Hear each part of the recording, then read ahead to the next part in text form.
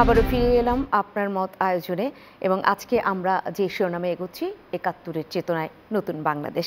সৌরভ হাসান, আপনার কাছে আসবো কারণ আপনাকে থামিয়ে গিয়েছিলাম, আপনাকে শুনে নিয়ে আমি ফিরবো অধ্যাপক মাহমুদুল্লাহর কাছে।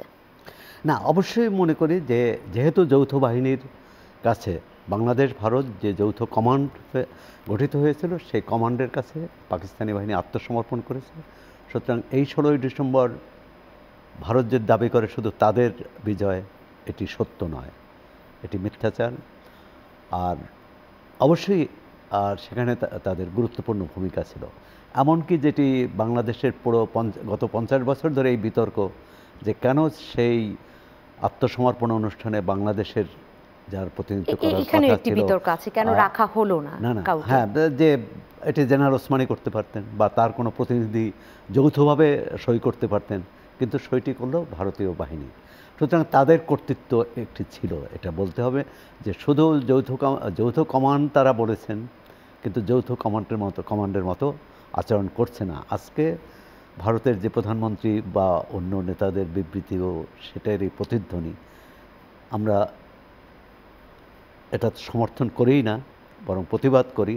একই সঙ্গে আমাদের দেশের রাজনৈতিক যে নেতৃত্ব গত ৫৩ বছর ধরে, আপনি বাম, ডান, মধ্য, ডানরা তো আর মুক্তিযুদ্ধে অংশ নেননি, আমরা যাদের ডান বলি, এদের মধ্যেও এক গ্রুপ, শুধু এক দল না, এক গ্রুপ অন্য গ্রুপের অবদানকে স্বীকার করে না। এক দল অন্য দলের অবদানকে স্বীকার করে না। ঐক্য না থাকলে আসলে অন্য দেশের হচ্ছে, হ্যাঁ, আমরা যদি জাতীয় ঐক্য না তৈরি করতে পারি তাহলে অন্যের কাছে ঐক্য আশা করা কঠিন। বা তাদের আমরা যদি বাংলাদেশের 18 কোটি মানুষ এখন সম্মিলিতভাবে যদি বলতে পারে ভারতে এটা অন্যায় করেছে, বলা উচিত। এবং কিছু কিছু প্রতিবাদ হয়েছেও, সরকারেরও কোনো উপদেষ্টা সেই জায়গাটায় আসলে আমাদের ঐক্যটাই অনেক বেশি দরকার, এটা আপনি স্পষ্ট করলেন। প্রফেসর মাহবুবুল্লাহ, আপনার কাছে আসি। আপনার কাছে আমি একটি প্রশ্ন কিছুটা দায় দিয়েই রেখেছিলাম যে এই যে আমরা সঠিকভাবে ইতিহাস জানি না, আমরা আমাদের পরবর্তী প্রজন্মকে জানাতে পারবো না, দায়টাকে আপনাদের উপর কিছুটা হলেও বর্তায় কিনা, কেন আমরা জানতে পারলাম না, আপনারা কতটা সেই দায়টা কাঁধে তুলে নিয়েছিলেন জানাবার? সমস্যাটা হলো বুদ্ধিজীবীরা যখন দলদাস হয়ে যায়, বুদ্ধিজীবীরা যখন বিশেষ মত বা বিশেষ রাজনৈতিক দলের কাছে বন্দী হয়ে যায় নানা কারণে, নিজেদের উন্নতির জন্য, ব্যক্তিগত উন্নতির জন্য, সুযোগ সুবিধার জন্য, নানা কিছুর জন্য। বাংলাদেশে তো এই যে মোহ যেটাকে বলে, সেই মোহ কিন্তু অনেক। এই প্লট দেওয়া, এই একটা বিশেষ পদে নিয়োগ দেওয়া, এইসব জিনিসগুলো কিন্তু এখানে আছে। এবং মনির চৌধুরীর মতো মানুষ, যাকে ৭১-এ ডিসেম্বরে হত্যা করা হয়, তিনিও বলেছিলেন যে আমি জীবনের মোহের কাছে পরাস্ত। আমি কথা বানিয়ে বলছি না মনির চৌধুরী সম্পর্কে, এই কথাগুলো মনির চৌধুরী নিজেই বলেছেন। এবং তার সম্পর্কে অভিযোগ আছে, নানান রকম অভিযোগ। কারণ আইয়ুবের ফ্রেন্ডস নট মাস্টার্স যে বই, সেই বইয়ের অনুবাদ করা বা সেটা সম্পাদনা করা, এগুলো নিয়ে নানা রকম প্রশ্ন আছে। তো এই মোহের ব্যাপারটা কিন্তু যুগে যুগে ছিল। এটা যে শুধু আমাদের এই বাংলাদেশের ৫৩ বছর বা তার আগের কিছু সময় সেটাকে কেন্দ্র করে তা নয়, এটা যুগে যুগে বিভিন্ন যুগে কিন্তু এগুলো ছিল। ওই আমরা সবসময় দেখেছি ইতিহাস রচনাতে একদিকে মানুষ, আরেক দিকে হচ্ছে শাসক দল এবং শাসক গোষ্ঠী। তো এই বিভাজন কিন্তু সবসময় ইতিহাসের মধ্যে ছিল। এখন বাংলাদেশে কেন লেখা হলো না, সেটার জন্য একটা বক্তব্য আমি দিলাম যে বেশিরভাগ আপনার মোহের কাছে পরাস্ত হয়েছে। তারপরেও যে কেউ কেউ চেষ্টা করেননি কিছু ঘটনাকে সামনে তুলে আনতে, তা কিন্তু নয়। অন্তত আমি একজনের কথা বলতে পারি, বদরুদ্দিন ওমর, উনি অনেক লিখেছেন এবং আমাদের ফ্রিডম স্ট্রাগল সম্পর্কে, বাংলাদেশের ডেমোক্রেটিক স্ট্রাগল সম্পর্কে ইংরেজিতেও লিখেছেন। এগুলো অক্সফোর্ড ইউনিভার্সিটি প্রেস প্রকাশ করেছে। তো সেইটা আমরা খুব আলোচনায় দেখি না। কারণটা হচ্ছে উনি যেই রাজনীতি করেন সেই রাজনীতির সঙ্গে ক্ষমতার কোনো সম্পর্ক নাই, বরং ক্ষমতার বিরুদ্ধে সেটা। তো আপনি যেটা বললেন যে একেবারে লেখা হয় নাই, সেটা কিন্তু নয়, লেখা হয়েছে। কিন্তু প্রপাগান্ডা টাইপ যে হিস্ট্রি, প্রচারধর্মী যে ইতিহাস, সেই ইতিহাসের বর্ণায় সত্যিকারের গবেষণাধর্মী ইতিহাসের আলোচনাটা কিন্তু এখানে খুব একটা কিছু হয়নি। আমি আরেকটা চ্যানেলে বলেছিলাম যে আমাদের যে ইতিহাস লেখার একটা বড় জায়গা, গবেষণাটা বড় জায়গা হচ্ছে এশিয়াটিক সোসাইটি। এখন এই এশিয়াটিক সোসাইটিতে অনেকে খুব জেনুইন গবেষক, কিন্তু সেখানকার কোন্দল, রাজনৈতিক বিরোধ এগুলোকে দেখে সেখানে যাওয়া প্রয়োজন মনে করেন না। অথচ ব্রিটিশ আমল থেকে এই সমিতিটা গড়ে উঠেছিল এই এশিয়া অঞ্চলের অর্থাৎ প্রাচ্যের ইতিহাস রচনা করার উদ্দেশ্যে, এবং ব্রিটিশরা এটা করেছিল। এটা নিয়ে আরেকটা বিতর্ক আছে যে কলোনিয়াল দৃষ্টিভঙ্গি থেকে এগুলো করা হয়েছে। যাই হোক, স্বাধীন দেশেও এখন ইতিহাস কি বলে এশিয়াটিক সোসাইটি আছে, কিন্তু এই এশিয়াটিক সোসাইটিও তো পলিটিসাইজড, দলীয়। পলিটিসাইজড হওয়া খারাপ না, পলিটিক্যাল হওয়া খারাপ না, খারাপটা হচ্ছে আপনি যখন একেবারে দলকানা হয়ে যান, আপনি যখন ওই যে এখন একটা নতুন শব্দ বেরিয়েছে দলদাস হয়ে যান, সেটা বিপজ্জনক। এবং সেখানে আমি আপনাকে বিনয়ের সাথে থামিয়ে একটু যুক্ত করতে চাই। থামা তো এতেই যে সমস্যা, সেটা তো আসতে চাই না এই সমস্ত ইয়েতে। তো আসল কথা যখন আসল কথায় আসে তখনই থামিয়ে দেন, তো থামিয়ে তখনই দেন, আর কি বলবো সেটা নিয়ে আর মানে খুব দুঃখ হয়, কষ্ট হয়। জি, আপনি বলুন সেক্ষেত্রে। না, উনি বলতে প্রশ্ন যোগ করতে না, প্রশ্ন যোগ করার কিছু নাই, এটাই তো অনেক বড় প্রশ্ন। সেটা হচ্ছে এই যে আমাদের এই অঞ্চলের মুক্তিযুদ্ধের ইতিহাস নিয়ে, স্বাধীনতা যুদ্ধের ইতিহাস নিয়ে আপনি নরেন্দ্র মোদীর কথা বললেন, যে সম্প্রতি উনি যে উক্তি মানে 16 ডিসেম্বরকে কেন্দ্র করে যে উক্তি করেছেন, সেটা হচ্ছে উনি ভারতের জয় বলেছেন। তো এই জয়টা তো তাদের নতুন কিছু না। আপনার কলকাতাতে যে ইস্টার্ন কমান্ড হেডকোয়ার্টার আছে, সেখানে কিন্তু এই ভিক্টরি ডে শব্দটা উচ্চারণ করা হয় এবং পালন করা হয়, সেটাকে তাদের জয় হিসেবে, ইস্টার্ন কমান্ডের জয় হিসেবে দেখা হয়। এটা অনেক দিন থেকে এটা চলে এসছে, এবং এইসব অনুষ্ঠানে কিন্তু বাংলাদেশ থেকে অনেকে যোগ দিতে যায়। এটা একটা দিক। আর হচ্ছে ইতিহাসের ব্যাপার হচ্ছে এখানে পাকিস্তানের একটা বয়ান আছে, ভারতের একটা বয়ান আছে, আর আমরা বাংলাদেশিরা দুর্বল হলেও কিছু একটা বয়ান তৈরি করার চেষ্টা করেছি। পাকিস্তানের বয়ানটা হচ্ছে যে ভারত ষড়যন্ত্র করে পাকিস্তানের বিরুদ্ধে চক্রান্ত করে পাকিস্তানকে ভেঙে দেওয়ার জন্য এই যুদ্ধটা ঘটিয়েছে। ভারতের বয়ান হচ্ছে ভারত নিপীড়িত পূর্ব পাকিস্তানের মানুষকে বাঁচানোর জন্য, রক্ষা করার জন্য করেছে, এবং এটা আলটিমেটলি ভারতের বিজয়। আমি ভারতের অনেকের সঙ্গে আলাপ করে দেখেছি, তারা বলেছেন তোমরা কোথায় যুদ্ধ করেছো? যুদ্ধ তো করেছে আমাদের জওয়ানেরা, আমাদের সৈনিকরা, তারা না করলে কি তোমরা মুক্ত হতে পারতে? তোমরা কি বাংলাদেশ রাষ্ট্র সৃষ্টি করতে পারতে? এই ধরনের একটা দৃষ্টিভঙ্গি কিন্তু পুরা ভারতবর্ষের ইভেন শিক্ষিত মানুষদের মধ্যে এটা রয়েছে। আর আমরা বাংলাদেশে বলার চেষ্টা করেছি, সেটা হয়তো আরও অনেক বলিষ্ঠভাবে বলা উচিত ছিল, সেটা হচ্ছে যে এটা বাংলাদেশের মানুষের জনযুদ্ধ, এবং এই জনযুদ্ধ করেই কিন্তু মানে শেষ পর্যন্ত পাকিস্তানি বাহিনী আত্মসমর্পণ করতে বাধ্য হয়েছে। সেই আত্মসমর্পণ অনুষ্ঠানে সোহরাব হোসেন সেই সম্পর্কে কিছুটা বলেছেন। সেটা হলো এই যে জেনারেল কি বলে আমাদের ওসমানী সাহেব সারেন্ডার অনুষ্ঠানে আসতে পারলেন না, তো তার হেলিকপ্টারে সিলেটে গুলি করা হয়েছিল, এবং এই বিষয়টা আরেকজন মুক্তিযোদ্ধা জাফরুল্লাহ চৌধুরী একটা বিশাল প্রবন্ধে এটা লিখে গেছেন, এই ঘটনাগুলি পুরো বর্ণনা করেছেন। ওই হেলিকপ্টারে জাফরুল্লাহ চৌধুরী ছিলেন, উসমানী সাহেব ছিলেন, জেনারেল রব ছিলেন, এবং শেখ কামাল ছিল, এরা ছিলেন। তো এইটা রহস্যজনক, কে গুলি করলো, কোত্থেকে গুলি করলো, এবং এর ফলে হেলিকপ্টারটা মানে যেটাকে বলে জরুরি অবতরণ করতে বাধ্য হয়েছে। তো এইটা কিন্তু আমাদের ইতিহাসে একটা বিতর্কের জায়গা তৈরি করেছে, যে আসলে ভারতের উদ্দেশ্যটা কি ছিল। তারও আগে এই প্রবাসী সরকারের সঙ্গে 7 দফা চুক্তি হয়েছে, সেই চুক্তির ধারাগুলো কিন্তু খুবই বিপজ্জনক। সেটা এখন আপনি আমাকে সেই সময়ও দেবেন না বর্ণনা করার। তো এইগুলো ঘটেছে।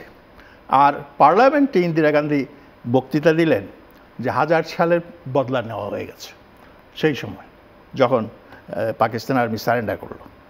তো এর আগে 47 সালে যখন পাকিস্তান ভারত পার্টিশন হয়, তখন নেহেরু বলেছিলেন যে এটা একটা ইটস এ টেম্পোরারি ফেনোমেনা, এটা সাময়িক একটা ব্যাপার, এবং এটা অচিরেই একটা সময় আসবে যখন এটা কি বলে আর থাকবে না। তো এটা থাকার না থাকার মানেটা হচ্ছে যে পাকিস্তানও বিলুপ্ত হয়ে যাবে, বিলুপ্ত হয়ে ভারতের সঙ্গে মিশে যাবে ইত্যাদি। এবং এইটাকে অনেকে ব্যাখ্যা করেন এভাবে যে ফার্স্ট ফেজ অফ এই যে কি বলে আনডুইং দ্য পার্টিশন অফ ইন্ডিয়া সেটা হয়ে গেছে বাংলাদেশ সৃষ্টির মধ্য দিয়ে। পরবর্তীতে তারা আবার চালু রাখবে, চেষ্টা করবে যে আবার এই দেশটাকে ডিস্টেবিলাইজ করে বা কোনোভাবে এখানকার মানে মানুষের স্বাধীনতা হরণ করা যায় কিনা বা এখানে তারা তাদের কর্তৃত্ব প্রতিষ্ঠা করতে পারে কিনা। তারা চেষ্টা করেছে নানান রকম, ব্যর্থ হয়েছে, আবারও এখনও চেষ্টা করছে। আমি বিশ্বাস করি তারা ব্যর্থ হবে, কারণ বাংলাদেশের মানুষ সেরকমই ইঙ্গিত তাহলে এখন মিলছে কিনা আমি এই উত্তরটা আপনি সন্দেহে আপনার কাছ থেকে শুনবো। সোহরাব হোসেন রয়েছেন, তাকে একটু শুনে নেই। আমি আসলে সত্যি কথা বলতে যেটা হয়, একজন সঞ্চালক আসলে জানবার জন্যই আপনাদেরকে থামায়।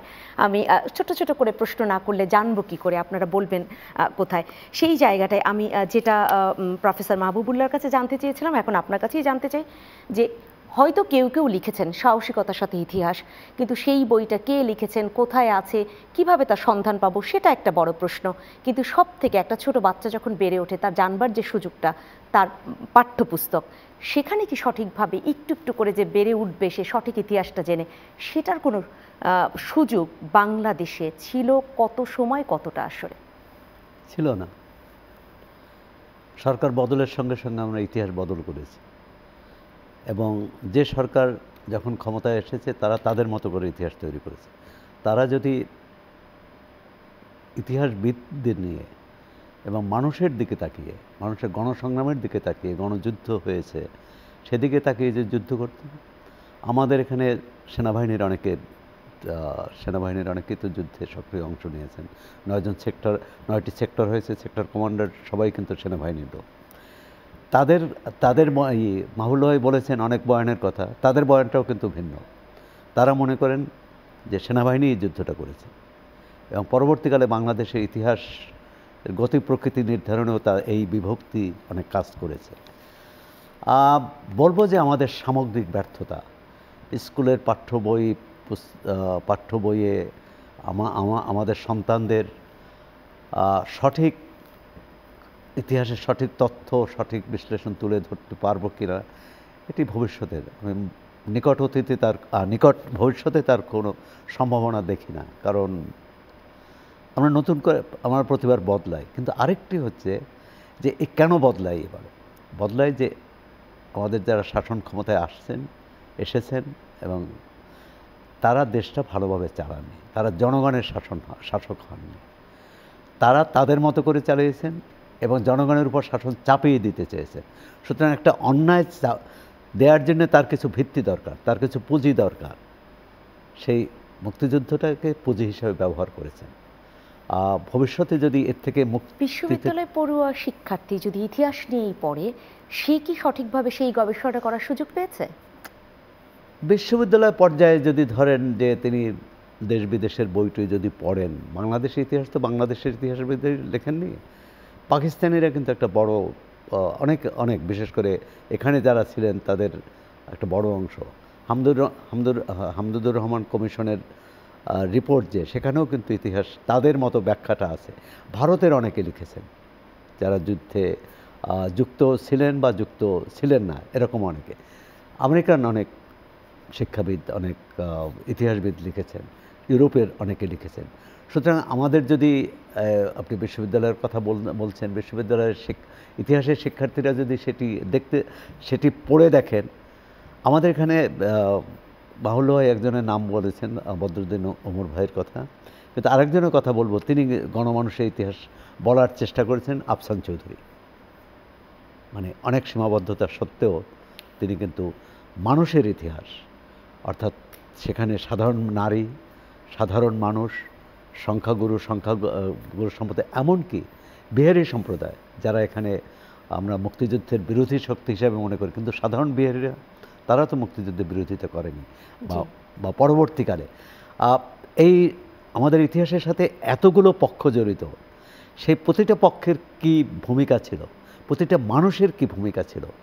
আমরা তো দেখেছি যে বাবা মুসলিম লীগার পাকিস্তান সমর্থন করেছে, ছেলে মুক্তিযুদ্ধে গিয়েছে, ছেলে বাবাকে গুলি করে হত্যা করেছে পর্যন্ত।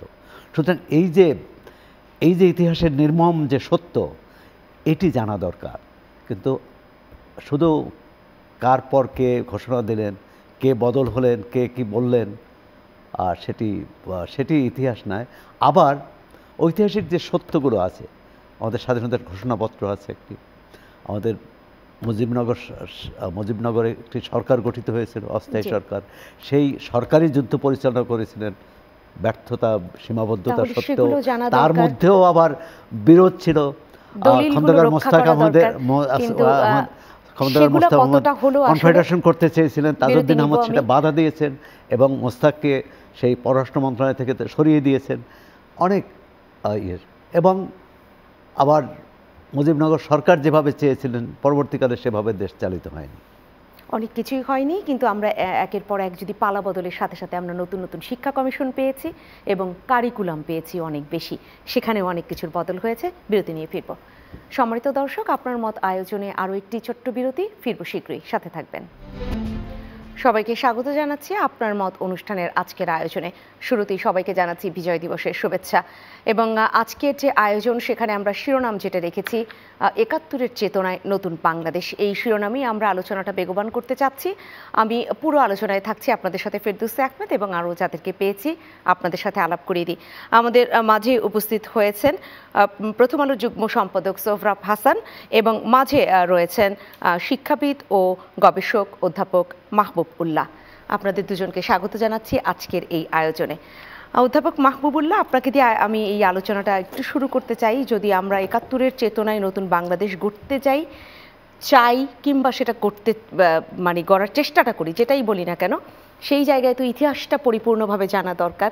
যদি বলি যে শিশু এই ১৫ বছরে বেড়ে উঠেছে, এই পতিত সরকারের কথা বলছি, সেই সময়টাতে বেড়ে উঠেছে, একরকম ইতিহাস জেনেছে, সে এখন এসে জানলো যে এই ইতিহাস তারা তাদের মতো করে লিখেছে, এখন নতুনভাবে তাকে ইতিহাস জানতে হবে। যদি আমার মেয়ে এটা আমাকে জিজ্ঞেস করে, আমি তাকে কি জানাবো? কারণ আমিও তো আমার জীবনে ইতিহাসটাকে বহুভাবে জেনেছি। তাহলে এই দেশের সঠিক ইতিহাস জানবার উপায় কি? ধন্যবাদ। আপনি একটা খুব গুরুত্বপূর্ণ প্রশ্ন উত্থাপন করেছেন এবং এই প্রশ্নটি বহুল আলোচিত। সেটা হচ্ছে আমাদের ইতিহাস নিয়ে। আমাদের ইতিহাসের আলোচনা করতে গেলে আপনি এর আগের সময়ে, অর্থাৎ ব্রিটিশ শাসনামলে যখন উপনিবেশবাদ বিরোধী আন্দোলন হচ্ছিল, তখন সেই আন্দোলনে প্রধান ভূমিকা এসেছিলেন গান্ধী, মোহনদাস করমচাঁদ গান্ধী। এবং গান্ধীর দর্শন ছিল নন ভায়োলেন্স, অহিংসা। এবং তার একটা দার্শনিক বইও আছে, বইটার নাম হচ্ছে অহিম স্বরাজ। তো তিনি ব্রিটিশদের বিরুদ্ধে এই যেটা সন্ত্রাসবাদীরা করেছে বা যেটা মুসলিম জেহাদিরা যেটা করেছে, যে সশস্ত্র আন্দোলন বা প্রত্যক্ষ প্রতিরোধ, সেই পথে তিনি কখনো যাননি। এবং স্বাধীনতার কথাও তিনি খুব সহজে বলেননি। সেটা অনেক পরে বলেছিলেন, সেটা হচ্ছে 1942-তে কুইট ইন্ডিয়া মুভমেন্টের সময়। এর আগে তিনি যেটা করেছিলেন, তিনি স্বরাজের কথা বলেছেন, যেটাকে ইংরেজিতে হোম রুল বলা হয়, তারপরে অটোনমির কথা বলেছেন। নানান ধরনের কথার মোড়কে তিনি ভারতবাসীর আকাঙ্ক্ষাকে প্রকাশ করার চেষ্টা করেছেন। একবার চৌরিচৌরাতে মানুষের আন্দোলনের ফলে এবং মানুষ খুব ক্ষিপ্ত হয়ে উঠেছিল, তখন তিনি জানতে পারলেন যে সেখানে 14 জন পুলিশকে জনগণ মেরে ফেলেছে। এই চৌরিচৌরার ঘটনার পর তিনি বললেন যে আমি আর এই আন্দোলনের সঙ্গে নাই, যেখানে এই ধরনের ঘটনা ঘটবে। এর কিছুদিন পর ব্রিটিশরা জেনারেল ডায়ার, সেটা হচ্ছে অমৃতসরে যে হত্যাকাণ্ড চালালেন, জালিয়ানওয়ালাবাগের যে হত্যাকাণ্ড, সেখানে বেশ কয়েকশো ভারতবাসী নিহত হয়েছে। এবং মানুষজন একটা স্টেডিয়ামের ভিতরে ঢুকছিল, খেলার মাঠে ঢুকছিল, চারদিকে দেওয়াল ঘেরা, এবং একটাই মাত্র ঢোকার পথ ছিল। সেখানে ডায়ার মারণাস্ত্র নিয়ে এসে, এই এপিসির মতো গাড়ি নিয়ে এসে মানুষকে হত্যা করেছে। এই একই কংগ্রেস দলে আরেকজন মানুষ ছিলেন মাওলানা হসরত মোহানি, এবং তিনি প্রথম ভারতবর্ষের আজাদির কথা বলেছিলেন, স্বাধীনতার কথা বলেছিলেন, এবং কংগ্রেসেরই একটা সম্মেলনে। এবং সেই জন্য মৌলানা হযরত মোহানি একজন প্রগতিশীল মৌলানা হিসেবে এবং একজন ধীশক্তি সম্পন্ন মানুষ হিসেবে এবং একজন সংগ্রামী নেতা হিসেবে আমাদের এই ভারতবর্ষের ইতিহাসে তিনি পরিচিত। তো দেখুন, এরও আগে আমরা জানি 1857-তে সিপাহী অভ্যুত্থান হয়েছিল, এবং সেটাকে কার্ল মার্কসও বলেননি, কিন্তু পরে বলা হয়েছিল সোভিয়েত ইউনিয়নের মস্কোতে মার্কস অ্যাঙ্গেলস লেনিন ইনস্টিটিউটের যে পর্যালোচনা, সেই পর্যালোচনায় বলা হয়েছিল যে এটা ভারতের প্রথম স্বাধীনতা সংগ্রাম। তো সেখানে তো প্রচুর ভায়োলেন্স হয়েছে, এবং শেষ পর্যন্ত সিপাহী এবং সাধারণ মানুষকে ব্রিটিশরা ব্যাপকভাবে হত্যা করে সেই বিদ্রোহ দমন করেছে। এরও আগে সৈয়দ আহমদ বেরেলভি, ওই যে জিহাদি আন্দোলনের কথা যেটা বললাম, সেই সংগ্রাম উনি করেছেন, এবং শেষ পর্যন্ত বালাকোটের যুদ্ধে তিনি শহীদ হয়েছে। তা আমি এই ব্রিটিশ উপনিবেশবাদের বিরুদ্ধে যে লড়াই হয়েছে, এর পাশাপাশি মুসলিম লীগের আন্দোলন, তারপরে হিন্দু মুসলিম বিরোধে সব অনেক জিনিস আসে। এবং মজার ব্যাপার হচ্ছে যে ভারতের স্বাধীনতা সংগ্রাম সম্পর্কেও ইতিহাসের যে বিতর্ক, সেই বিতর্ক কিন্তু আপনি যদি ভারতে যান, ভারতের বিখ্যাত ইতিহাসবিদদের সঙ্গে যদি আলোচনা করেন, আপনি যদি ইরফান হাবিবের সঙ্গে কথা বলেন, আপনি যদি রমিলা থাপারের সঙ্গে কথা বলেন, আপনি যদি ডিএন ঝার সঙ্গে কথা বলেন, তাহলে দেখবেন যে তাদের জবানিতে যেটা পাবেন সেটা হচ্ছে তাদের এখানেও কিন্তু প্রচণ্ড মতভেদ, বুঝছেন, স্বাধীনতা সংগ্রাম নিয়ে এবং এর ইতিহাস নিয়ে। এবং সেখানে তারা মুসলমানদের মধ্যে একটা ক্যাটেগরি বাইর করলেন, সেটা হচ্ছে ন্যাশনালিস্ট মুসলিমস। এই ন্যাশনালিস্ট মুসলিমস কারা? যারা কংগ্রেসের সঙ্গে ছিল, মৌলানা আজাদের মতো মানুষ, তাদেরকে। আর অন্যরা, ওরা হচ্ছে সেপারেটিস্ট মুসলিমস, বিচ্ছিন্নতাবাদী। তো কাজেই ইতিহাসের যে বয়ান, সেটা কোনো দেশে কোনো কালে এক রৈখিক হয় না, ইউনিলিনিয়ার হয় না, বহুরৈখিক হয়, বহু মতের কারণে হয়। এবং একটা কথা বলা হয়, history is written by the victors. যারা বিজয়ী হয় তারাই ইতিহাসটা লেখে। এবং আমাদের এখানেও যেটা হয়েছে, যদিও আমাদের এই পাকিস্তান থেকে আমাদের যে মুক্তি সংগ্রাম, যেটা পাকিস্তানি পরবর্তীকালে যেটা উপনিবেশবাদে পর্যবেসিত হয়েছিল, সেই সংগ্রামেও আমরা যে একটা ধারাবাহিকতা নিঃসন্দেহে ছিল। একটা পর্যায়ে শুরু হলো প্রথম দিকে ভাষা আন্দোলনকে কেন্দ্র করে, গণতান্ত্রিক অধিকারকে কেন্দ্র করে, পাশাপাশি কমিউনিস্টরা চেষ্টা করলো ইয়া আজাদি ছুটা হায়, লাখো ইনসান ভুকা হায়, এই স্লোগানের আড়ালে তারা কৃষক আন্দোলন করলো। এবং সেই সময় বিটি রণদেবের যে থিসিস ছিল, সেই থিসিস কার্যকরী করার জন্য তারা চেষ্টা করলো। তারা ইন্টারটুয়াইন রেভলিউশন করার চেষ্টা করলো। নাচলের যে কৃষক বিদ্রোহ ইলামিতের কথা বলা হয়, কিংবা তেভাগা আন্দোলনের কথা বলা হয়, কিংবা টঙ্কো আন্দোলনের কথা বলা হয়, যে বিভিন্ন জায়গায়, এবং সেই আন্দোলনগুলো কিন্তু সবগুলি ব্যর্থ হয়ে যায়। কিন্তু তার মধ্যে একটা মহান ত্যাগ ছিল। এবং একই সঙ্গে সেই সময় দেশে খাদ্য সংকট ছিল। তাইলে গণতান্ত্রিক অধিকার নাই, খাদ্য সংকট, আর মেহনতি মানুষের উপর চরম নিপীড়ন এবং অত্যাচার। এই ঘটনা থেকেই কিন্তু আমাদের এই অঞ্চলের মানুষের লড়াই শুরু হয়েছে। আমাদের ব্যতিক্রম নয়, আপনি সেটা বলছেন? না, ইতিহাস বিকৃতির যে কথাটা বললেন, সেটা হচ্ছে কই আজকে যে এই গত 52-53 বছরে, হ্যাঁ, রাজসভার যে ইতিহাস আমরা শুনেছি, সেই ইতিহাসে আপনি কি শুনেছেন যে এই যে কৃষকদের এই সংগ্রাম সম্পর্কে কোনো উক্তি শুনেছেন যে এর সঙ্গে আমাদের পরবর্তীকালে 71-এর যে মুক্তিযুদ্ধ হলো তার সঙ্গে যোগসূত্রটা কি, সম্পর্কটা কি? সেটা তো শোনেন নাই। এবং শুধু সেইটা না, এর পাশাপাশি স্বাধীনতা সম্পর্কে চিন্তাভাবনার কোথায় উদ্রেক হয়েছিল সেটাও কিন্তু আপনারা সঠিকভাবে জানেন না। কীরকম আমি বলে, জানেন না বললে আপনি হয়তো মানে দুঃখ পাবেন, কষ্ট পাবেন না, আমি আপনি জানেন না বলছি না, অনেকেই জানে না, এটা বলছি। তো শুনুন, কথা শুনুন, কথা ফ্লো নষ্ট করবেন না। সেটা হচ্ছে যে এই পূর্ব পাকিস্তান যে বঞ্চিত হচ্ছে, শোষিত হচ্ছে, সেই বিষয়টি সর্বপ্রথম যিনি বিশ্ববাসী এবং দেশের চিন্তাশীল মানুষের নজরে আনেন, তিনি হচ্ছেন পরবর্তীকালে তিনি একজন মার্কিন বিশ্ববিদ্যালয়ের প্রফেসর। ওই সময় তিনি বামপন্থী ছিলেন। পরবর্তীকালে তিনি ডক্টর কবির উদ্দিন হয়েছেন, এবং তার বন্ধুরা তাকে যোগ করে বলতো যে কবিরোভস্কি, মানে সে একজন কমিউনিস্ট, নামের সঙ্গে একটা রাশিয়ান ইয়েটা যোগ করলো। তিনি একটা পুস্তিকা লিখেছিলেন, সেটা based on east Pakistan house in London, সেটা হচ্ছে আনহ্যাপি ইস্ট পাকিস্তান 50s-এ। কাজেই মানে তার অনেক পরে কিন্তু এই টু ইকোনমির কথা আসলো, আরও অন্যান্য কথাগুলো আসলো। আস্তে আস্তে যেসব জিনিসগুলো আসলো সেগুলো হচ্ছে 52-এর ভাষা আন্দোলন, তারপরে হচ্ছে এই রবীন্দ্র সঙ্গীত রক্ষা করার একটা আন্দোলন, এবং তারপরে তো ধরেন কিছু গণ আন্দোলনও হয়েছে, গণতান্ত্রিক অধিকারের জন্য আন্দোলন হয়েছে। আপনার 54-র যে যুক্তফ্রন্ট সরকার গঠিত হয়েছিল, বা পরবর্তীকালে সামরিক আইন বিরোধী যে আন্দোলন হয়েছিল, এগুলো। এবং সেখানে বিভিন্ন সময় বিভিন্নজন ভূমিকা পালন করেছিলেন। কতজনের নাম আপনারা শুনেছেন? আমরা তো দেখছি ইতিহাসকে এক জায়গায় নিয়ে যাওয়া হয়েছে। ওই যে যেটা বলছে এক দেশদর্শী, বা মানে এক স্লোগানও উঠেছিল স্বাধীনতার পরে, এক নেতা এক দেশ, বঙ্গবন্ধুর বাংলাদেশ।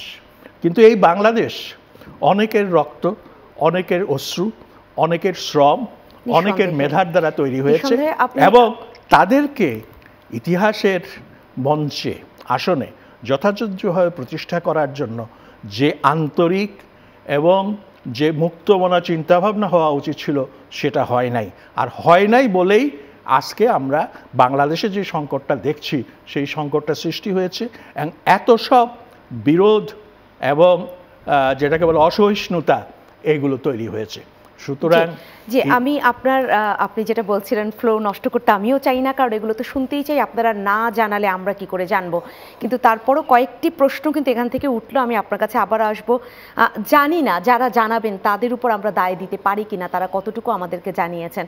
যদি বলি সামাজিক ইতিহাস আমরা কতটুকু জানতে পেরেছি, শুধু রাজনৈতিক ইতিহাসটাই আমরা জেনেছি, এবং ইতিহাসের বাঁকে বাঁকে যখন যেভাবে পেরেছে রাজনৈতিকভাবে ইতিহাস লিখেছে, এবং সেই ইতিহাসের জায়গাটায় আমরা একদম যদি 71-এর কথা বলি, বা সেই ব্রিটিশ বিরোধী সেই 200 বছরের কাছাকাছি যে সংগ্রাম, সব জায়গায় যারা কিনা এর নায়ক ছিলেন বা প্রধান প্রধান ব্যক্তি ছিলেন, সেই নামগুলোও কেন যুগের আবর্তে অনেক বেশি পরিবর্তিত হয়েছে। এই প্রশ্ন আপনার কাছে থাকলেও আসবো আমি আপনার কাছে। রয়েছেন সোহরাব হাসান, আপনার কাছে একটু আসতে চাই এই জায়গাটা থেকে। সামাজিক ইতিহাসের কথা তো বললাম যে সেটা আসলে কোথায়, রাষ্ট্রকেন্দ্রিক ইতিহাস তো আমরা নানানভাবে বিকৃত হতেও দেখেছি। যেইটা এখন একটু জানতে চাই, আমি একভাবেই রিলেট করতে চাই, বাংলাদেশের এই যে ইতিহাস আমরা সঠিকভাবে লিখতে পারলাম না, পার্শ্ববর্তী দেশ থেকে আজকে এই বিজয় দিবসে যে ধরনের বক্তব্য আসলো, পার্শ্ববর্তী দেশের প্রধানমন্ত্রী নরেন্দ্র মোদী তার ভেরিফাইড পোস্টে যেটা দিয়েছেন সেই লেখাটা, এবং প্রিয়াঙ্কা গান্ধী দাঁড়িয়ে যে বক্তব্য রেখেছেন, সেখানে বাংলাদেশ একেবারেই উপেক্ষিত হয়েছে, বাংলাদেশ কথাটা আসেই নেই এই বিজয় ভারতের। তাহলে আমরা লিখতে না পারলে অন্যরা কি অন্যভাবে লিখবে না? ধন্যবাদ মাহবুবুল্লাহ ভাইকে, শ্রদ্ধা এবং শুভেচ্ছা।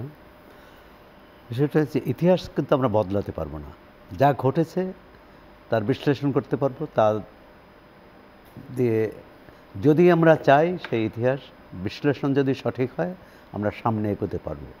ইতিহাসে বন্দী থাকার কোনো কিন্তু মানে সমীচীন নয়, কিন্তু আমরা ইতিহাসে বন্দী আছি, ছিলাম, ভবিষ্যৎ থাকবো কিনা যায় না। আমরা যে বললেন ইতিহাস তো মানুষের ইতিহাস, রাজার ইতিহাস ইতিহাস নয়। রাজা মানে শাসক, শাসকের ইতিহাস তো শাসকের মতো। ব্রিটিশরা তাদের মতো করেই আমাদের ভারতবর্ষের ইতিহাস লিখেছেন। কথা হচ্ছে ইতিহাসে সবাইকেই যার যে ভূমিকা সেটা দেওয়া উচিত, কাউকে বড় করার জন্যে কাউকে ছোট করা নয়, এবং ছোটকে বড় করার চেষ্টা করা নয়। অনেক মানুষ মিলেই ইতিহাস। একজন নেতা কিন্তু দেশ স্বাধীন করতে পারে না, দেশ সামনে নিয়ে যেতে পারে না। নেতার সঙ্গে মানুষ থাকতে হয়, এবং নেতাকে তৈরি করে কিন্তু জনগণ। কিন্তু আমাদের ইতিহাসে বড় যে ব্যত্যয়, বিচ্যুতি, ব্যর্থতা, সেটা হচ্ছে আমরা একদিকে ইতিহাসে বন্দী রয়ে গেছি, মানে 71-এর পর আমরা এগোচ্ছি না, এগোতে পারিনি। 71 তৈরি হয়েছিল এদেশের মানুষ একত্র হয়েছিল বলে, ঐক্যবদ্ধ হয়েছিল বলে, এবং যদি বলি এর কৃতিত্ব পাকিস্তানিদের, তারা আমাদের উপর দল মত শ্রেণী নির্বিশেষে সবার উপরই আক্রমণ করেছিল। মানে এই মাটি তারা চেয়েছিল, মানুষ চায়নি। সুতরাং মানুষের স্বতঃস্ফূর্ত প্রতিরোধ উঠেছিল। স্বাধীনতার ঘোষণা নিয়েও বিতর্ক হয়, কিন্তু 26 তারিখের স্বাধীনতা ঘোষণার আগেই তো মানুষ রাস্তায় নেমেছে, অস্ত্র ধরেছে, প্রতিরোধ করেছে। জয়দেবপুরে 19 তারিখ প্রতিরোধ হয়েছে। আর সুতরাং এই যে বিতর্ক, এটি হচ্ছে আজকের বাস্তবতায় বিতর্ক, যে কার নাম বললে আজকের রাজনীতির সুবিধা হয়, কার নাম মুছে ফেললে আজকের রাজনীতির সুবিধা হয়। সুতরাং ইতিহাস নিয়ে বিতর্ক থাকবে, বাউল যেমন বললেন। কিন্তু ইতিহাসের যে লক্ষ্য ছিল, এই সংগ্রামের যে লক্ষ্য ছিল, উদ্দেশ্য ছিল, তার ন্যূনতম কিন্তু আমরা বাস্তবায়ন করতে পেরেছি। প্রথম ছিল গণতন্ত্র। আমরা 53 বছরে তো গণতন্ত্র পাইনি, এবং গণতন্ত্র পাইলে কিন্তু গণ অভ্যুত্থান হয় না। যে দেশে গণতন্ত্র আছে সে দেশে গণ অভ্যুত্থানের প্রয়োজন হয় না। গণতন্ত্র না থাকার কারণেই গণ অভ্যুত্থান হয়। মাহবুবুল্লাহ ভাইরা তারা 69-এর গণ অভ্যুত্থানের নেতৃত্ব দিয়েছেন। নিশ্চয়ই তারা চাননি যে আরেকটি এরকম বারবার গণ অভ্যুত্থান হবে। সুতরাং আমাদের সামনে তাকানো উচিত, অতীতকে পেছনে ফেলে। এখন কিভাবে? অতীতের অনেক অমীমাংসিত বিষয় থাকবে। ভারতের সবাই কিন্তু মহাত্মা গান্ধীকে বাপুজি বা জাতির জনক মানে না। বাংলাদেশেও কেউ না মানতে পারে, কিন্তু যার যে ভূমিকা সেটা স্বীকার করা। আর হচ্ছে যে মানুষের মুক্তি, স্বাধীনতা কেন এসেছিল, 71 কেন, মানুষের মুক্তি আসার জন্য। কিন্তু সে মুক্তি তো আসেনি। 53 বছরে যে দলগুলো শাসন করেছে সব দলকে দায় নিতে হবে। আওয়ামী লীগ, জাতীয় পার্টি না, আমরা সামনে তাকাবো, আপনি বলছেন নিঃসন্দেহে সামনে তাকাবো, নতুন বাংলাদেশের স্বপ্ন নিয়ে এগোবো। কিন্তু সেই জায়গাটায় আমরা যদি পেছন থেকে শিক্ষা না নিতে পারি, আমাদের কি একই ভুলগুলো বারবার হবে কি না? হবে, এ তো অনিবার্য।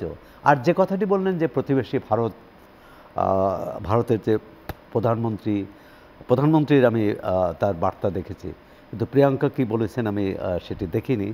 উনি ইন্দিরা গান্ধীর ভূমিকার কথা বিশেষভাবে তুলে ধরেছেন, কিন্তু সেখানেও বাংলাদেশের কোনো নাম নেই। আচ্ছা, এখন দুটো এখানেই অনেক বিশ্লেষক, বিশেষ করে বামপন্থী বিশ্লেষকরা কিন্তু এই কথাটি বলেছেন যে সেই সময় যুদ্ধের আমাদের ভারত নির্ভরশীল হয়ে যাওয়া, ভারতের সহায়তা নেওয়া, নির্ভরশীল হয়ে যাওয়া কিন্তু এক নয়। শেষ পর্যন্ত যুদ্ধটা তো আমাদের মুক্তিযুদ্ধটা তো ভারত পাকিস্তান যুদ্ধের রূপ নিয়েছিল, এটা অস্বীকার করার উপায় নেই। এখন আনুষ্ঠানিক যুদ্ধ যেটি 3রা ডিসেম্বর শুরু হলো, এখন ভারতের এই যুদ্ধে ভারতের কিন্তু নাগরিক মারা গেছে, নাগরিক না, সেনাই মারা গেছে। এখন তারা দেখেছে পাকিস্তানের সঙ্গে যুদ্ধ, পাকিস্তানে 1 না 2 বা বাংলাদেশের মুক্তিযুদ্ধে তারা সহায়তা করেছে, তারা অস্ত্র দিয়েছে, তারা আমাদের খাদ্য দিয়েছে, 1 কোটি শরণার্থীকে আশ্রয় দিয়েছে, তার নিশ্চয়ই একটা রাজনৈতিক উদ্দেশ্য ছিল। সুতরাং এখন এখানেও তো ওই সংকীর্ণতা আবার, যে একটি দেশ, যে দেশের যৌথ বাহিনীর কাছে পাকিস্তানের আত্মসমর্পণ করেছিল। না, আমি সেই যৌথ একটু জানতেই চাই, আপনি বললেন যদি সেই ভারত নির্ভরতা না সহায়তা, সেখানে একটা বড় প্রশ্ন দাঁড়ায়। কিন্তু তারা যদি তাদের কোনো রাজনৈতিক উদ্দেশ্য থেকে থাকে, সেটা কাদের উপর ভর করে হয়েছে? বাংলাদেশের সাধারণ মানুষের উপর ভর করেই তো হয়েছে। আপনাদের প্রথম আলোতে আজকে প্রকাশিত হয়েছে একটি লেখা, এবং সেখানে আমি পড়লাম, ওখানে লেখা হয়েছে যে সাক্ষাৎকার নিয়েছিলেন যিনি লিখেছেন, তিনি বলছিলেন যে জেনারেল জগদীশ সিং অরোরার একটি সাক্ষাৎকার নিয়েছিলেন, এবং তিনি কিন্তু তখন বলেছিলেন যে সাধারণ মানুষ যারা, বিশেষ করে সীমান্তের কথা বলেছে, সীমান্তের সেই গ্রামের সাধারণ মানুষরা যদি আমাদেরকে ঢুকতে না দিত, আমরা কি ঢাকা জয় করতে পারতাম? ঢাকা গিয়ে এরকম একটি কথা প্রথম আলো। জেনারেল অরোরার সাথে আমিও সাক্ষাৎকার নিয়েছি এবং তার সাথে কথাও হয়েছে। তিনি একাধিক বার বলেছেন যে এই যুদ্ধটা বাংলাদেশের মানুষই করেছে, আমরা সহায়তা করেছি। এখন 71 বা তারপরে জেনারেল অরোরাও যতদিন বেঁচে ছিলেন তাদের এক দৃষ্টিভঙ্গি ছিল। আজকের যে ভারতের নেতৃত্ব, তারা তাদের রাজনৈতিক পথ ও পরিকল্পনাকে সামনে রেখেই কিন্তু এসব কথাবার্তা বলছেন। সুতরাং 71-এ এখন কংগ্রেসের যদি কোনো নেতা বলেন, তার এক ধরনের বিশ্লেষণ হবে, বা 71-এ মুক্তিযুদ্ধে সহায়তা করেছে ভারতের মানুষ, তাদের অনেকে বেঁচেও আছেন এই এখনো। বিশ্লেষণগুলোও আলাদা হবে এবং আপনি যেটা বলছিলেন যে তারা তখন সেই জেনারেল জগজিৎ সিং অরোরার কথা বলছিলেন যে তারা তখন কিন্তু সাধারণ মানুষের কথা বলেছেন, কিন্তু এখন সাধারণ মানুষের কথা তো দূরে থাক, দেশের নামটা পর্যন্ত যখন উপেক্ষিত হয় তখন আমাদের স্বাধীনতা সার্বভৌমত্বের আমরা প্রশ্ন ভারতের দাঁড়ায়। শুধু ভারত আমি বিরতি নিয়ে আচ্ছা, ফিরে এসে বিরতি আবারও নিয়ে। শুনবো। সম্মানিত দর্শক, আপনার মত আয়োজনে ছোট্ট একটা বিরতির সময় হলো, সাথেই থাকবেন। আবারও ফিরে এলাম আপনার মত আয়োজনে, এবং আপনার মত আয়োজনে আজকের যে শিরোনাম ৭১-এর চেতনায় নতুন বাংলাদেশ, সেখানে আমরা বিশেষ করে ইতিহাসটা জানবারই চেষ্টা করছি। আজকে ফিরবো অধ্যাপক মাহবুবুল্লাহ আপনার কাছে। ইতিহাস স্যার, আপনার কাছ থেকে অনেক কিছুই তো জানবার সুযোগ হলো, সেখানেই জানবার চেষ্টা করছি। আপনি যেটা বলছিলেন যে এই অপচেষ্টা হয়তো ব্যর্থ হবে এবং ইঙ্গিতের কথা একটু বলেছিলাম, সেই জায়গাটা থেকে শুনতে চাই। না, ব্যর্থ হবে এই জন্য বলেছি, বাংলাদেশের ইতিহাস পর্যালোচনাকারে আমরা দেখি যে বিভিন্ন সময়ে শাসকরা, প্রতিক্রিয়াশীলেরা, দেশের মানুষের যারা ভালো চায় না সেই সব গোষ্ঠী অনেক কিছু করেছে, অনেক ষড়যন্ত্র করেছে, গণবিরোধী অনেক ধরনের কাজকর্ম করেছে, অনেক ধরনের আইন রচনা করেছে, এমনকি যেটা এখন আলোচনা হচ্ছিল যে ইতিহাস বিকৃতি, সেই কাজটাও করেছে, করে মনে করেছিল যে তারা ক্ষমতা চিরস্থায়ী করতে পারবে। তো বাস্তবটা হলো ক্ষমতা ওইভাবে চিরস্থায়ী করা যায় না। যতক্ষণ পর্যন্ত আপনি মানুষের মন না জয় করতে পারবেন, মানুষের আস্থা না জয় করতে পারবেন, ততক্ষণ পর্যন্ত কিন্তু আপনি এটাকে চিরদিনের জন্য, মানে যেটাকে গ্যারান্টিড ধরে নেওয়া, এইটা হয় না। এবং এটা করলে পরে যা হয় সেটা কিন্তু এই গত জুলাই আগস্টের অভ্যুত্থানে আমরা দেখেছি কিভাবে গণবিস্ফোরণ হয়েছে এবং মানুষের বিক্ষোভ কিভাবে এইসব অন্যায় এবং জুলুমের বিরুদ্ধে বিস্ফোরিত হয়েছে। কাজেই আমার এই দেশের মানুষের উপরে প্রচণ্ড আস্থা আছে, এবং তারা শুধু দেশীয়, মানে যারা মানুষের শত্রু তাদেরকেই শুধু মোকাবেলা করবে না, যদি কোনো বিদেশি শক্তিও এই দেশকে গ্রাস করতে চায় তাদেরকেও কিন্তু এই দেশের মানুষ, স্বাধীনচেতা মানুষ প্রতিহত করবে। এবং এইখানকার মানুষ কিন্তু যুগে যুগে স্বাধীনতার জন্যও কিন্তু লড়াই করেছে, নিজস্ব মানে পরিচয়কে টিকিয়ে রাখার জন্যও কিন্তু লড়াই করেছে। হ্যাঁ, পরাজয় এসছে, সেটা সাময়িক, কিন্তু শেষ পর্যন্ত মানুষ জয় হয়েছে। এবং মানুষের জয়ে যদি আমরা বিশ্বাস না করি তাহলে তার বিজয় দিবসের আলোচনা তো সেভাবে হয় না। নিঃসন্দেহে আমরা জয়ী হয়েছি, এবং আমাদের মানুষ যদি লড়াইতে না অংশগ্রহণ করত তাহলে এই ভারত কেন, তার চেয়েতেও শক্তিশালী কোনো সেনাবাহিনী আসলেও এইখানে জয়ী হতে পারত না। আমি সৈয়দ হাসান আপনার কাছে আসি। সেক্ষেত্রে ইতিহাস তো আমরা জানবার চেষ্টা করব, কারণ করতেই হবে। ইতিহাস জেনে সেখান থেকে যদি বলি, সঠিক ইতিহাস জানা, এই জায়গাটা আজকে অনেক বেশি গুরুত্ব দেওয়ার কারণ একটাই, কারণ ৭১-এর চেতনাকে যদি জাগ্রত করতে চাই, ধারণ করতে চাই, লালন করতে চাই, ইতিহাস বাদ দিয়ে তো আর পারবো না, দেশপ্রেমও তো জাগ্রত হবে না। সেই জায়গায় আমরা এই চেতনাটাকে কিভাবে ধারণ করব? প্রথমত যে ইতিহাসের ভুলগুলো, আমাদের শাসকদের ভুলগুলো স্বীকার করা। কারণ একটা কথা বলা হয় যে ইতিহাসের শিক্ষা হচ্ছে ইতিহাস থেকে কেউ শিক্ষা নেন। যদি শিক্ষা নেন আমাদের শাসকরা, আমাদের রাষ্ট্রনেতারা, তাহলে আমরা কিছুটা এগোতে পারবো। আর যদি না নেন, যদি নাম মোছা এবং নাম বসানোর ইতিহাস হয়, তাহলে এরকমই চলতে থাকবে। তারপরও আশাবাদী আমিও মাহবুবুল্লাহের সাথে যে বাংলাদেশের মানুষ কখনোই রায় দিতে, সিদ্ধান্ত নিতে ভুল করে না, আশা করি ভবিষ্যতে করবে না। সামনের দিনে তাহলে আমরা সেই যে এক ধরনের আশা জাগানিয়া তথ্য আপনারা দুজন বললেন, সেখান থেকে আমরা প্রেরণা পাবো। প্রফেসর মাহবুবুল্লাহ, আপনার কাছ থেকেও একটু শুনতে চাই, আমাদেরকে তো ধারণ করতে হবে এই চেতনাকে। চেতনা যদি ভেতরে না থাকে তাহলে প্রেরণা কোত্থেকে আসবে? আসলে পারবো কি আমরা? আপনি বলেছেন পারবো, কিন্তু কতটা পারবো, কিভাবে পারবো? এই যে চেতনা শব্দটা এখানে করলেন, দার্শনিক কার্ল মার্কস একটা কথা বলেছেন, man's existence depends on his, না, man's consciousness depends on his existence. অর্থাৎ মানুষের চেতনা, তার যে অস্তিত্ব, সেটার উপরে নির্ভর করে। আপনি যে মাটির উপর দাঁড়িয়ে আছেন, যে বাস্তব অবস্থার মধ্যে বসবাস করছেন, যে পরিবেশের মধ্যে আপনি আছেন, দৈনন্দিন জীবনযাপনে আপনি যে সংগ্রাম করছেন অহর্নিশ, সেই সব কিছুই কিন্তু আপনার চেতনাকে মানে কি বলে চেতনাকে প্রভাবিত করে। তো সুতরাং আমরা এখানে যে চেতনার কথা বলছি সেটাও আমার মনে হয় যে সুনির্দিষ্ট কোনো জায়গার চেতনা না, সুনির্দিষ্ট এই সময়ের চেতনা না, সেটা হচ্ছে এটাও একটা ইভলভিং। যেমন স্বাধীনতা কি, মুক্তি কি, এই সম্পর্কিত ধ্যান ধারণাগুলোও কিন্তু বিবর্তিত হচ্ছে, পরিবর্তিত হচ্ছে। আমরা অনেকে মনে করি মার্কিন যুক্তরাষ্ট্রের মানুষ খুব ভালো আছে, সাংঘাতিক ধরনের গণতন্ত্র তারা ভোগ করছে, ইত্যাদি ইত্যাদি। কিন্তু মার্কিন দার্শনিকরাই কিন্তু বলছেন যে মার্কিন যুক্তরাষ্ট্রে এখন হয়তো অনেক দেশের, অগণতান্ত্রিক দেশের মতো ওই ধরনের সাধারণ মানুষের উপর অত্যাচার নিপীড়ন হয় না, আমি এটাও অ্যাগ্রি করি না। কিন্তু মার্কিন যুক্তরাষ্ট্রে যে নিপীড়নটা চলছে সেই নিপীড়নটা ভয়াবহ। কীরকম ভয়াবহ? সেটা হচ্ছে যে অপারেশন বাই টলারেন্স, অর্থাৎ এমনভাবে আপনার উপর অপারেশন হবে, অত্যাচার হবে। এই অত্যাচারটা অনেকটাই মনস্তাত্ত্বিক এবং মানসিক, এবং এটা আপনি নিজেও বুঝতে পারবেন না যে আপনাকে সেইভাবে একটা আপনার উপর নিপীড়ন চলছে। আপনার চিন্তা, চেতনা, ভাবনা, আপনার যে মুক্ত বিশ্বাস, সেগুলিকে আপনার নানাভাবে পর্যদস্ত করার চেষ্টা করছে, যাতে আপনি আর ভালো চিন্তা না করতে পারেন, আপনার মুক্তির কথা চিন্তা না করতে পারেন, আরও উন্নত মানের সমাজ গঠনের কথা চিন্তা না করতে পারেন।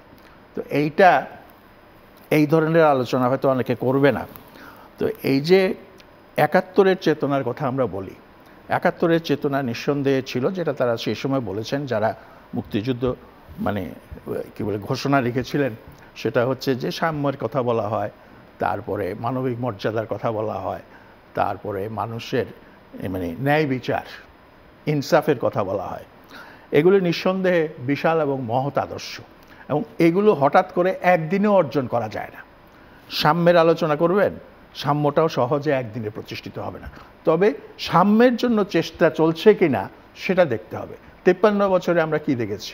আমরা দেখেছি যে আর কিছু না, অর্থনীতিবিদেরা যেভাবে অর্থনৈতিক অসাম্যের পরিমাপ করেন, তারা যেটা ওই যে একটা রেশিও তারা বের করেছেন, সেটা দিয়ে তারা দেখেন। তো সেটাতে দেখা যাচ্ছে যে বাংলাদেশের বৈষম্য কিন্তু দিনের পর দিন বেড়েই চলেছে। তো এইটা হচ্ছে, তাইলে কি আমরা ৭১-এর চেতনার সঙ্গে আছি, সেই মুক্তিযুদ্ধের চেতনার সঙ্গে আছি? আমরা নাই, আমরা সেখান থেকে বিক্ষিপ্ত হয়ে গেছি, দূরে সরে গেছি। তারপরে আসেন মানবিক মর্যাদা। যে দেশে আপনার আয়নাঘর হয়, যে দেশের মানুষকে গুম করা হয়, যে দেশে মানুষ আমি খুব আরামে আয়েশে আছি, খুব ভালো অবস্থাতে আছি, ভালো গাড়িতে চড়ছি, সব কিছু করছে, আবার আমি দেখছি রাস্তারই পাশে একজন নিরন্ন মানুষ খাবার খুঁটে খাওয়ার জন্য চেষ্টা করছে, সেখানে মানুষের মর্যাদাটা থাকলো কোথায়? সেই মানুষটিরও তো একটা জীবন আছে, সেই মানুষটিরও তো একটা ব্যক্তিত্ব আছে, সেই মানুষটিরও তো একটা মানে আত্মমর্যাদা বোধ আছে। তারপরে আসেন ন্যায় বিচার। অনেকে বলেন যে আদালতের, উচ্চ আদালতের বা আদালতের এখানে যদি আমরা আইনের শাসন প্রবর্তন করতে পারি তাইলেই মানে বিরাট বিজয় হয়ে যাবে, কিন্তু ঘটনা সেটাও সত্য না। এই জন্য একটা হলো আইনের শাসন, আরেকটা হলো আইনের দ্বারা শাসন। এখন আইনের দ্বারা যদি শাসন হয়ে যায় তাইলে কিন্তু সেটা ফ্যাসিজমে চলে যায়। আর এর পাশাপাশি যে কথাটা, সেটা হচ্ছে যে শুধু ন্যায় বিচার বা ইনসাফ প্রতিষ্ঠা এটা শুধু আদালতের ব্যাপার না, এটা সমাজের ব্যাপার, এটা পরিবারের ব্যাপার, এটা আমাদের জীবনের বিভিন্ন পর্যায়ে এটার বিষয়টা রয়েছে। তো সুতরাং মানে আমরা যে এইসব মহৎ লফটি আইডিয়ালস নিয়ে মুক্তিযুদ্ধটা শুরু করেছিলাম, আবার সেই আইডিয়ালসগুলোও আবার এসছে ওই পাকিস্তানের সময় 23 বছরের শাসন আমলে, তারও আগে ব্রিটিশ শাসনের সময়, তারও আগে নবাবী আমলে, এই চিন্তাগুলো কিন্তু ইতিহাসে ফল্গু ধারার মতো চলছে। তো সুতরাং মানে আমি যেটা বলবো সেটা হলো, যদি আমরা দেখি যে না আমরা পজিটিভলি এগোচ্ছি, ইতিবাচকভাবে এগোচ্ছি, বৈষম্য কমছে, মানুষের মর্যাদাটা আস্তে আস্তে স্বীকৃতি পাচ্ছে এবং প্রতিষ্ঠিত হচ্ছে, ন্যায় বিচার প্রতিষ্ঠিত হচ্ছে, তাইলে আমি মনে করব যে আমরা সার্থকভাবে চলছি এবং সঠিক পথে চলছি। জি জি, আপনি এখানে কি যুক্ত করবেন? না, মনে হয়তো বলে দিলেন আসলে আমরা সামনে এগোতে চাই কিনা। সামনে এগোনো মানে সবাইকে নিয়ে এগোনো। তো যদি বৈষম্য থাকে, এই যে বৈষম্য বিরোধী একটা আন্দোলন হলো, বৈষম্য কমছে, কমার কোনো লক্ষণ আছে? সরকার অনেকগুলো সংস্কার কমিশন করেছে, তো বৈষম্যের বিরুদ্ধে কোনো কমিশন করেনি। মানে অর্থনৈতিক মুক্তি, বাংলাদেশে এখনও 4,10,00,000-এর বেশি আন্তর্জাতিক রিপোর্ট অনুযায়ী 10 লাখের বেশি মানুষ দারিদ্র সীমার নিচে বাস করে। দারিদ্র সীমার নিচে বাস করে। 85% সম্পদ। আচ্ছা, 1 কোটি মানুষেরও বেশি বেকার অথবা ছদ্ম বেকার। আর আপনি যেটা বললেন 85% মানুষের 85% সম্পদ, 10% মানুষের হাতে। তাহলে 90% কাছে মানুষের কাছে স্বাধীনতা কোথায়? প্রথমেই তো তার স্বাধীনতা হরণ করা হয়েছে। সুতরাং এটি আমূল পরিবর্তন দরকার। মানে এটি মানে কি বলে, মানে এক ধরনের এই যে আমরা কিছু ভালো কথা বললাম এবং কিছু কমিশন হলো এবং এক সরকার যে আরেক সরকার আসলো, মৌলিক পরিবর্তন দরকার, যেটি স্বাধীনতার পরেও হয়নি। এবং সেই পরিবর্তনের জন্য আমরা প্রস্তুত কিনা সেই প্রশ্নও আছে। আর পুরো বিশ্বই হচ্ছে এখন বৈষম্যের উপর টিকে আছে। সুতরাং আমাদের এখনকার প্রধান উপদেষ্টা তিনি চমৎকারভাবে বিশ্বব্যাপী যে প্রচার করেছেন 3 zeros, আপনি চিন্তা করতে পারেন যে বেকার থাকবে না, দারিদ্র্য থাকবে না, এবং জলবায়ু পরিবর্তনের যে এই উষ্ণতা, এই যে পরিবেশ, জলবায়ু পরিবর্তনের, সুতরাং এর 3টা ক্ষেত্রেই তো আমরা পিছিয়ে আছি। 3টা ক্ষেত্রেই তো ভয়াবহ অবস্থা তৈরি হচ্ছে। মানে কিভাবে হবে? বাংলাদেশের কোনো শাসক, মানে বাংলাদেশের কোনো সচেতন বিবেক বুদ্ধি সম্পন্ন নাগরিক দেশ শাসনের চেষ্টা করে, এটাই তো মানে বিস্ময়কর। কারণ তিনি তো কোনো সমাধান দিতে পারবে না, দিতে পারছেন না। আপনারা দেখেন 5 আগস্টের এই গণ অভ্যুত্থানের পর মানুষের মধ্যে একটা আশা জেগেছিল, উদ্দীপনা জেগেছিল। আজকে কিন্তু সেই উদ্দীপনা নেই। কারণ মানুষের তার দৈনন্দিন যে সমস্যা, তার যে জীবিকার সমস্যা, তার যে নিত্য পণ্যের দাম দিয়ে তার আয় দিয়ে তিনি চলতে পারেন না। সরকার একটি তাৎক্ষণিক, আমি জানি না সব সরকারই করে, জনতুষ্টির জন্যে যে সরকারি কর্মকর্তাদের এই মহার্ঘ ভাতা দিচ্ছেন, সরকারি কর্মকর্তা 14 লাখ, বাকি 16,86 লাখ মানুষের কি হবে? তাদের কথা কে ভাববে? এই ছোট ছোট বিষয়গুলো একেবারে সাধারণ মানুষের মনে তো অনেক বড় আকারে দেখা দেয়। সেই জায়গায় প্রফেসর মাহবুবুল্লাহ, আপনি কি বলবেন যে কি করে তাদের সেই কষ্ট লাঘব করা সম্ভব? খুব সহজ কোনো সমাধান নেই। আর একটা থিওরি আছে, সেটা হলো কিউমুলেটিভ কজেশন থিওরি। থিওরিটা হচ্ছে গুনার মিডল বলে একজন খুব নামকরা অর্থনীতিবিদ, সুইডিশ ছিলেন। তিনি একটা বই লিখেছেন, একটা না অনেক বই লিখেছেন, এশিয়ান ড্রামা বলে একটা আছে। আর 1956 সালে কায়রোতে উনি একটা লেকচার দিয়েছিলেন, সেটা পরে বই আকারে প্রকাশ হয়েছে। সেটা হলো theory of under developed regions. তো সেখানে দেখাচ্ছেন উনি যে খারাপ দিকে যখন একটা দেশের অর্থনৈতিক অবস্থা চলতে থাকে, তখন খারাপের পর খারাপের বিষয়গুলো এসে যেটাকে কিউমুলেটিভলি পুঞ্জীভূতভাবে আরও খারাপের দিকে নিয়ে যায়। এখন বাংলাদেশকে গত 53 বছরে না 54 বছরে, যাই হোক, আমরা যে জায়গায় নিয়ে এসেছি, এটা কিন্তু ওই গুনার মিডলের কিউমুলেটিভ কজেশনের ফল। একটা খারাপ কারণ আরেকটা খারাপ কারণের সৃষ্টি করেছে, আরও খারাপ কারণের অবস্থার সৃষ্টি করেছে। এইভাবে এই জিনিসটা গেছে। এর ফিজিক্যাল ব্যাখ্যা হয়তো দেওয়ার সময় নাই আমার। তো কথা হচ্ছে যে আপনি যে আশা করছেন যে কখন এটা হবে, কখন এই রাত অবসান হয়ে প্রভাতের সূর্য আমরা দেখব, তো সেইটা দেখতে হলে আমাদেরকে অনেক অপেক্ষা করতে হবে। তার আগে সমাজ থেকে অপশক্তিকে তাড়িয়ে দিতে হবে, এবং এই অপশক্তিকে যদি আমরা তাড়াতে না পারি, এবং সেই জন্য বিজ্ঞানসম্মতভাবে আপনাকে চিন্তা ভাবনা করতে হবে, আপনাকে লড়াই সংগ্রাম আরও হয়তো করতে হবে।